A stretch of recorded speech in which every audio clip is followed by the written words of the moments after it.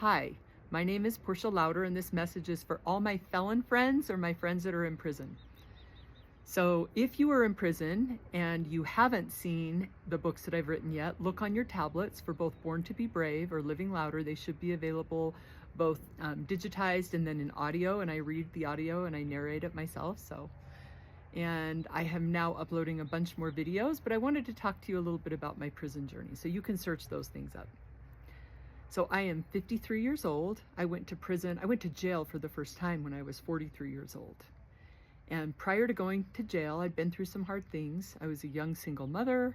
I was addicted to drugs. Then I got my life together. I got sober. I placed a child for adoption and married the man that I'm married to now. We've been married for 28 years.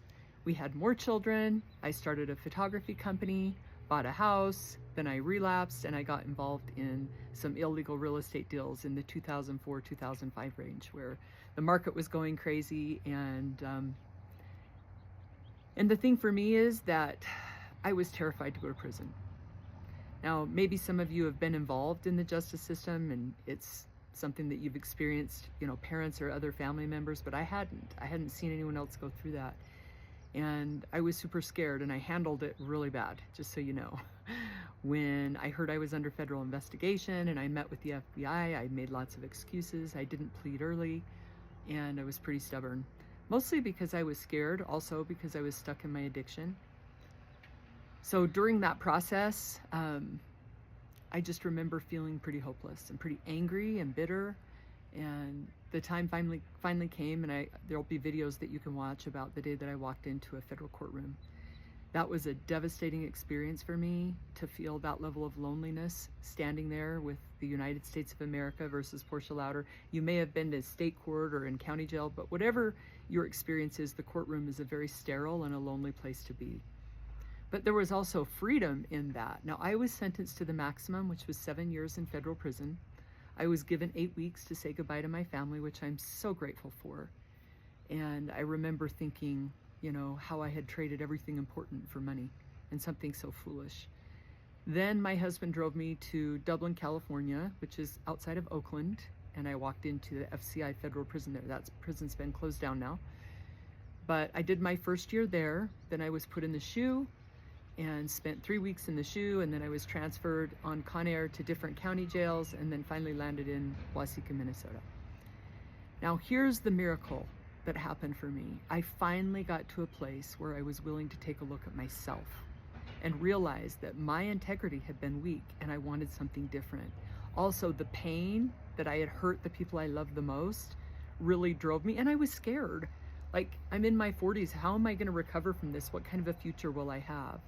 So I started really working on rebuilding my integrity and character right where I was. I knew the kind of person that I wanted to be because I wrote out my values and what I wanted. And I wasn't focused on getting a job. I was focused on being the best version of myself right where I was. And my life started to change. Now, it was slow and it was painful because I was still locked up. But I became worth the job that someone would give me when I got out. And it wasn't about proving anything, it was about becoming something different. I was also worth the wait. My husband waited for me for those 5 years, and my children. And I knew when I came home, I had a lot of work to do to restore faith in me with them, to earn their trust back, and with my community. Now here's the blessing. When I got home, the world cheered me on because I believed they would, and I was worth it. And I went to work for $13 an hour, and then I worked my way up, and I worked my way up. And I've been home now for 5 years, and all these opportunities have shown up for me, but I've been willing to walk through the hard things and become the best version of myself. And that's something that every single one of you can do right where you are. You have an important purpose on this earth. You can, right where you are, you can keep your word. You can keep your room clean. You can show up. You can be respectful. You can be humble, and you can choose your response to the situation that you're in. And if you do those things, it will change everything. As you work on those simple, basic principles right where you are, when you decide, I'm not going to make excuses anymore. I'm not going to feel sorry for myself anymore. I'm going to keep my word with myself and the people around me. I'm going to do what's asked of me. I'm going to be humble and grateful for the opportunities that show up. The world just opens up for you. And it isn't easy. You have to really challenge your thinking because there's going to be things that are unfair, right? It's unfair that the banks got away with things and I ended up having to go to prison.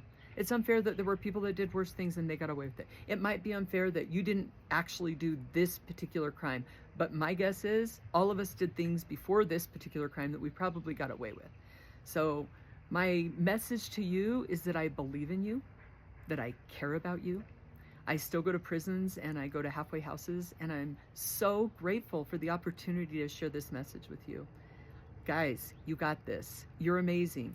You won't have the time you have in there out here to do this work. You really won't.